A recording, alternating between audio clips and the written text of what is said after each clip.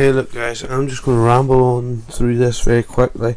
I've had a lot of trouble getting my live stream up and running, but I think it's going now, and if it isn't going now then it doesn't matter, because I've already got videos out on these subjects anyway. So, headlines today is Muhammad Ali has passed away. This is obviously very sad for the boxing community in general. It's a massive shock. Very sad day for boxing. He was rushed to hospital on Thursday, and then on Friday he was put in life support, and his family were told to prepare for the worst. One of the family spokesmen then just said that it didn't seem likely that he was going to make it. Man, what a life that man has lived, and what he's left not a blueprint, but he's left a massive impact on boxing. I mean, if you talk to anyone about boxing, Muhammad Ali pops up. So does the name Muhammad Ali pops up quite often.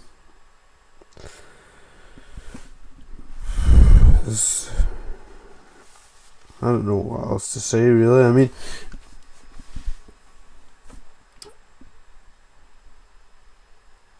this argument about the greatest of all time, I do believe he is the greatest of all time.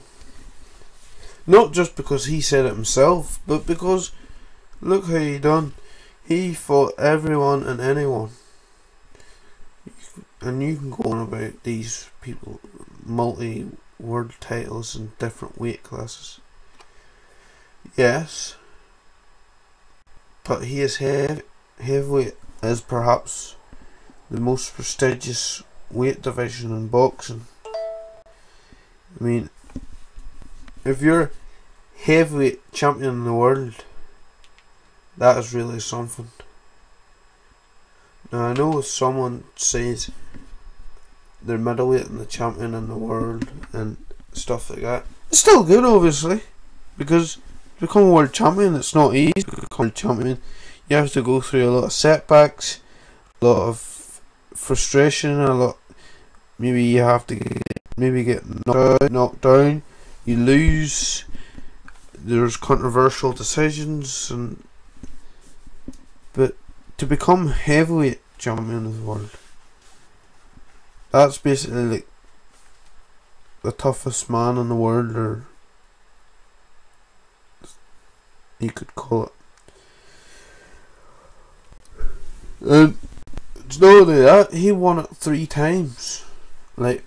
He won it 3 times. He's the 3-time heavyweight champion. As far as I know, up to date, there's Evander Holyfield, who is 5-time heavyweight champion of the world, and Lennox Lewis, who is 3-time heavyweight champion of the world. I think that's the only 2 that have surpassed or caught the same as Muhammad Ali. There's a 2 other boxers to get the 3-time heavyweight champion of the world, and Holyfield, obviously he didn't retire until he was 49, so he won 5-time heavyweight champion of the world. But yeah, greatest of all time, I do believe so. I definitely believe so. He never ducked anyone. You see fighters nowadays, and I don't even think they're all to blame. I think the promotional companies not getting along are just as much to blame. The should just leave politics out of it. Just get on with it. I mean, Dillian Whyte, before he fought Anthony Joshua, he wanted to fight him in the street, and he wanted to fight David Allen in the street to have a straightener.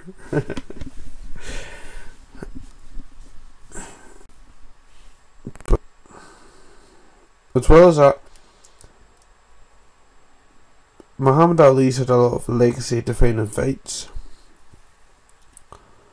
And whenever Floyd Mayweather said about him being better than Muhammad Ali, now he shouldn't be comparing himself to Muhammad Ali in the first place. They're not in the same weight division. They weren't in the same era. I don't even know why it was brought up, really, because you psychologically you shouldn't be comparing yourself to other people. You shouldn't be comparing yourself to other boxers.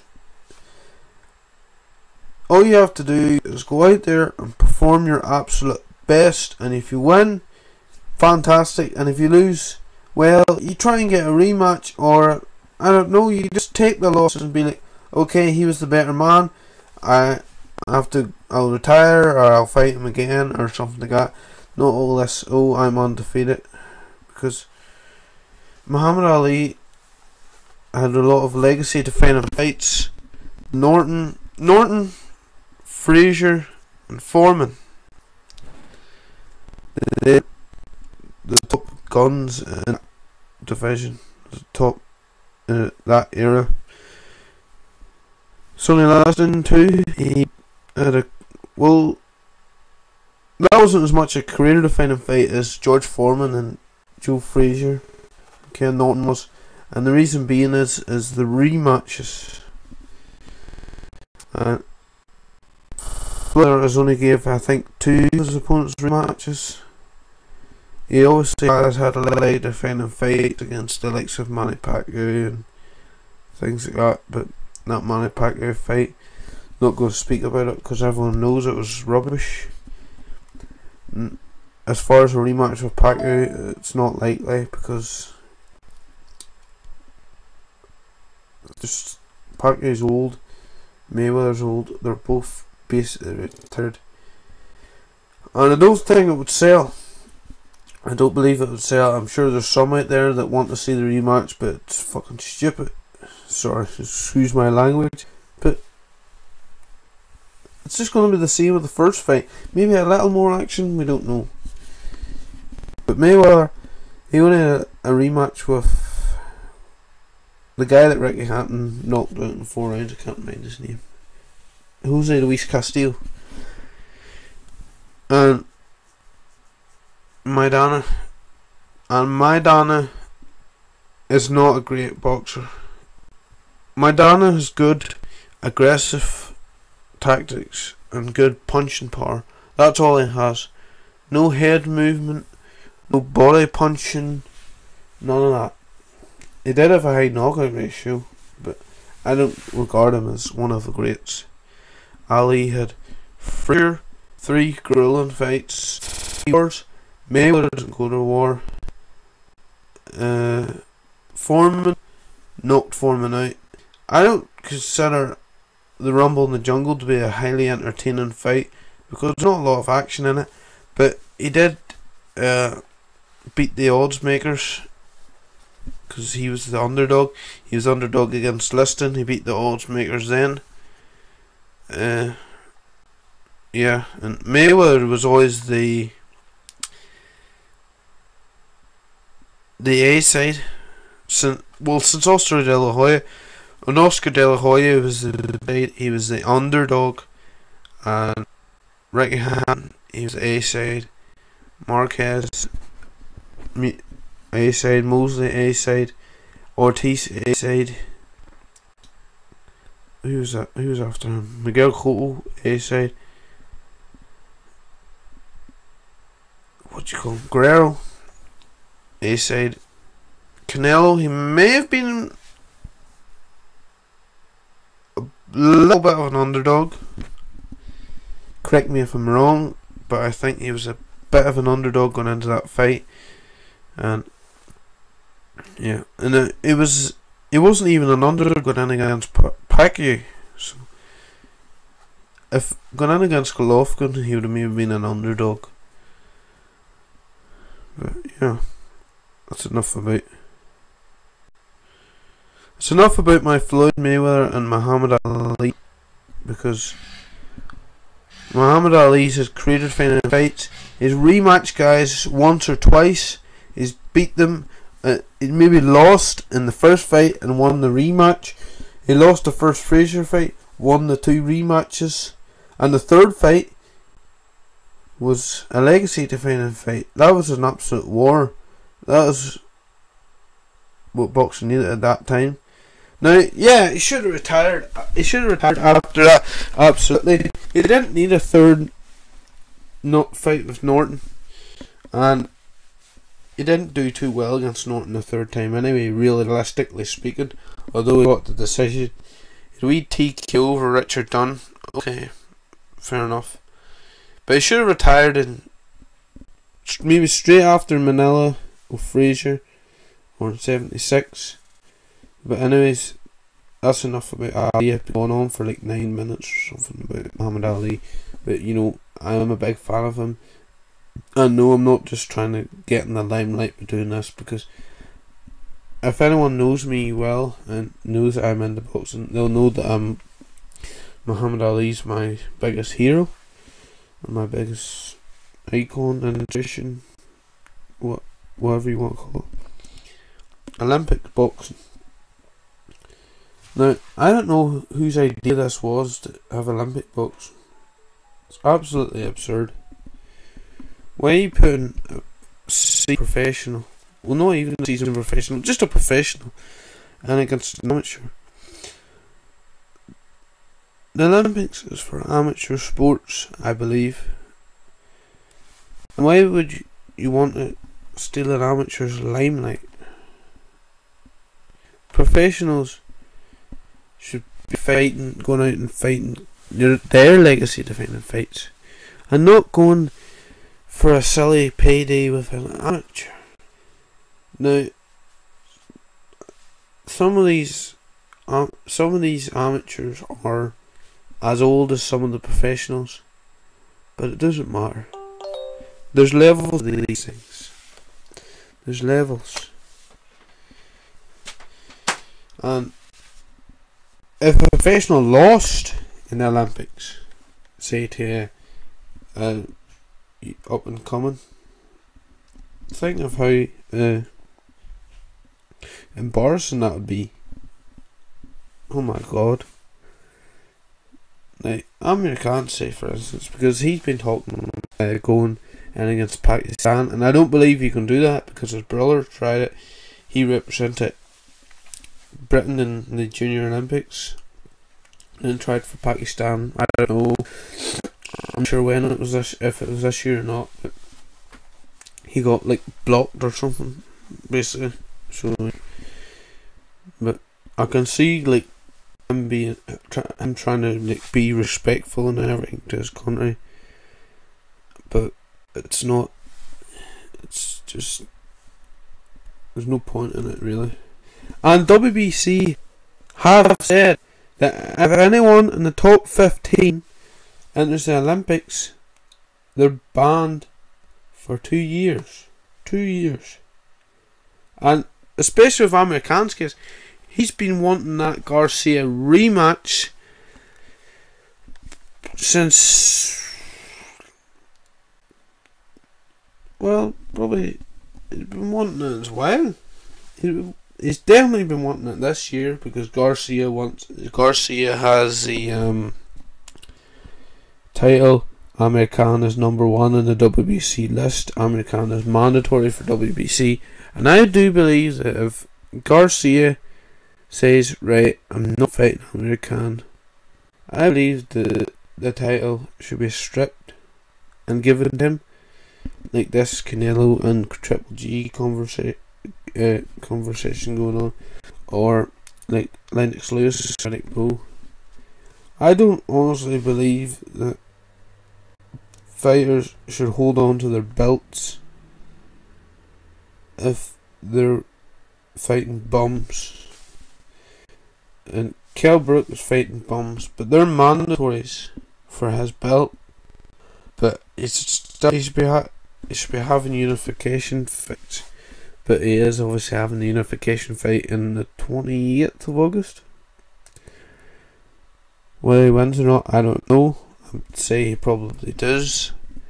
I mean, Jesse Vargas hasn't really had much opposition. He has fought Bradley, but He's only really had one career-defining fight, and that was for the vacant WBO welterweight title. I believe the winner of that fight should fight the winner of Porter versus Thurman. Now I've heard that there is some kind of welterweight unification tournament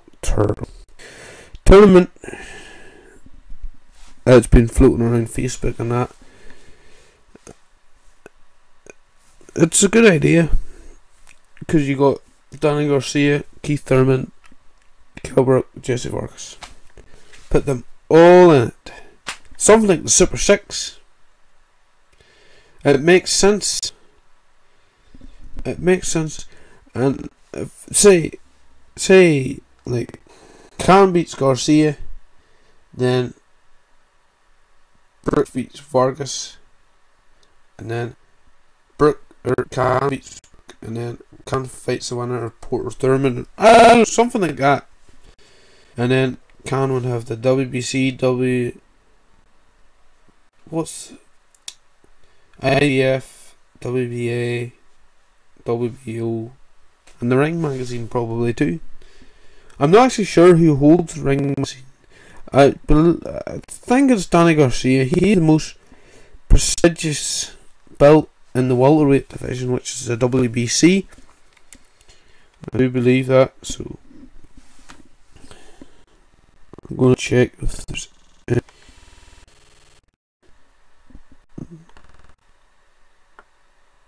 Nope, nothing. I'm going to ramble here anyways.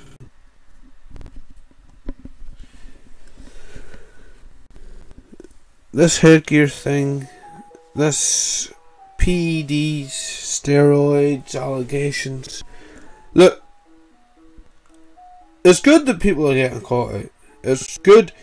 There's more people than you think. There probably is people that you wouldn't expect to take steroids. Well, you might expect because how they form. But if they're a cash cow for their country or for, you know, their division, then it's going to be swept. It's going to be swept away or swept under. It's not going to be mentioned.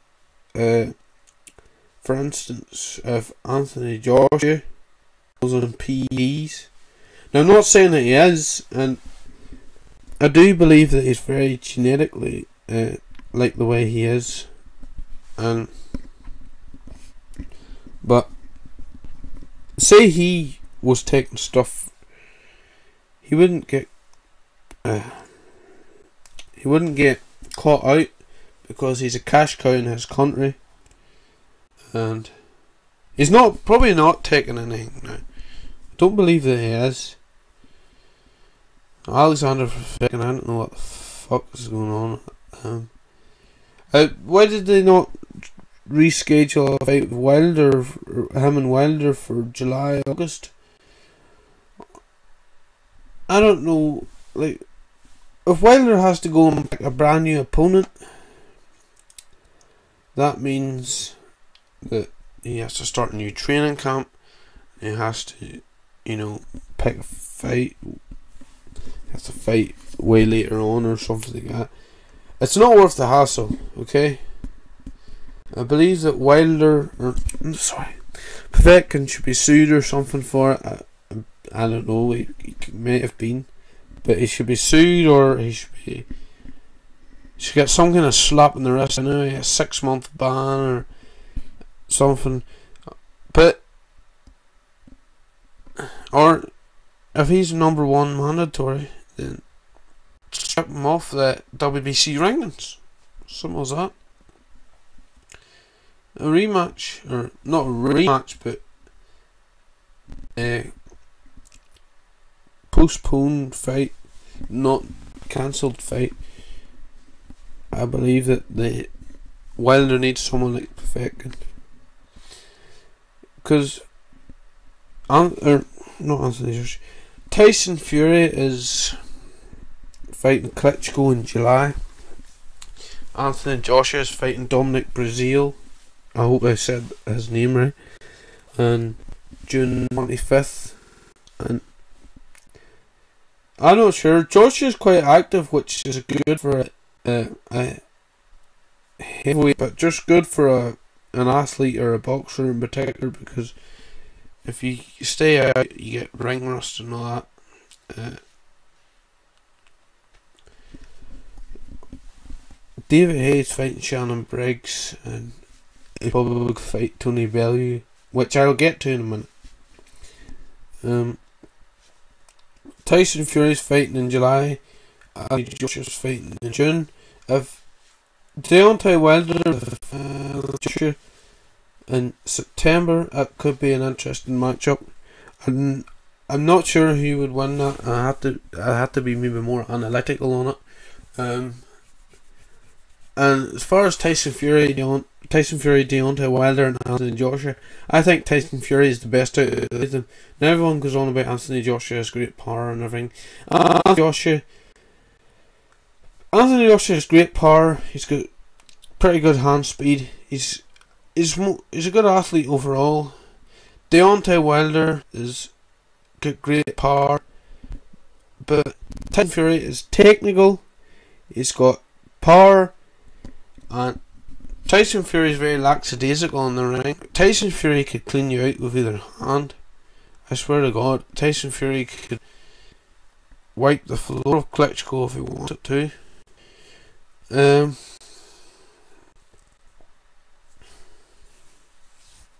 I can't remember what it was. Tyson Fury is more technical, more defensively sound than them guys, because Deontay Wilder, as good as he is, he just swings. He's not technical, much punching technique. He's got slow foot speed, but he is good at planting his feet and getting good shots going.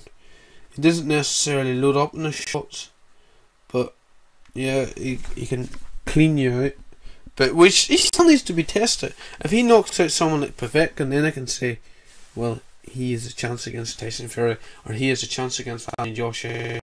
Anthony Joshua, he hasn't been tested either.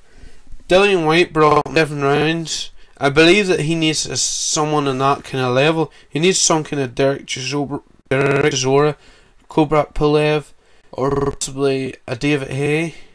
David Haye hasn't impressed me that much since his comeback. I do believe, but as training camps and everything go on, and the weight he gets finds the right weight for him at heavyweight, that he'll be grand and that he'll find momentum, and maybe he could have clashes with Deontay Wilder and Anthony Joshua. And I don't believe he'll fight Tyson Fury. Anyway, David Haye versus Tony Bellew. And saying that Haye's naturally, I'm going to be perfectly honest with you. I'm going to speak from a realistic point of view. I'm going to say it as how I see it. David Haye is more a cruiserweight than a heavyweight. I know he's a good weight now in the heavyweight, but David Haye is more of a cruiserweight. David Haye hasn't done that much at heavyweight. Yes, he's cleaned guys out and everything. David Haye's excellent punching power. He could probably knock out a heavyweight at cruiserweight, but David Haye is a cruiserweight. It's as simple as that. David Haye has always been a cruiserweight. David Haye isn't naturally a heavy guy. He is a big guy, but he has to work very hard at that. He's not like an Anthony Joshua who can pack on muscle like no tomorrow. David Haye is naturally a more athletic guy than Anthony Joshua. David Haye is not a lanky guy, or a very not a very what's the word? Not a very big framed guy. He's more of an athletic, slender type guy, and obviously doing well. But I'm not sure about him going down to cruiserweight, because the thing is, he's at about 12% body fat now. Now, this is just a random guess, but he takes them videos on Instagram with his top off, and he has good solid, like, you can tell he's a strong lad, but the abs are quite visible, but he's not completely shit it like Anthony Joshua is. He's probably about 10 to 12% body fat, and for him to go from, say, 16 stone to 14.4, he would have to lose a lot of muscle. And he says that 210 is a good weight for him. That's where he has his speed. That's what he came in against Chisora at, 210. And yeah, I do believe him. His speed's good there. 200 pounds, he could probably make it, but very drained. He'd look like wet spaghetti. But David Haye versus Tony Bellew at 210 will be good. As long as the guys both keep talking and both keep winning, the fight could be made. Now, as far as the fight goes, I don't give David Haye a dominant performance against him. David Haye keeps his hands low, and Tony Bellew's best punch is his left hook. Tony Bellew is throwing left hooks at David Haye's hands, and Tony Bellew's hitting him with left hooks. Could be a problem. And Tony Bellew obviously can pack a punch at cruiserweight. He's shown us against Makabu. I mean, Makabu was out cold. I think Tony Bellew's slightly concerned about it. And anyway, I'm going to end this live stream right here. I do have another video to come, and thanks for watching anyway if you watched, and I'll see you shortly. So I'm going to do, don't mark my words on this, I'll try to do a live stream once a week, just talking about recent things in the news. But thanks for watching.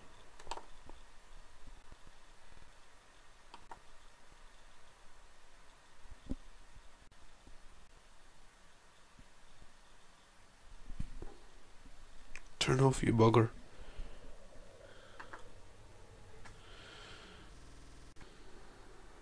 Go off. Off.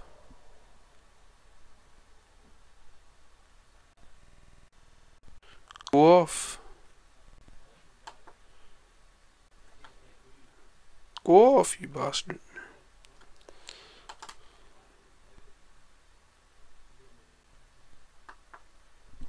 Fuck this.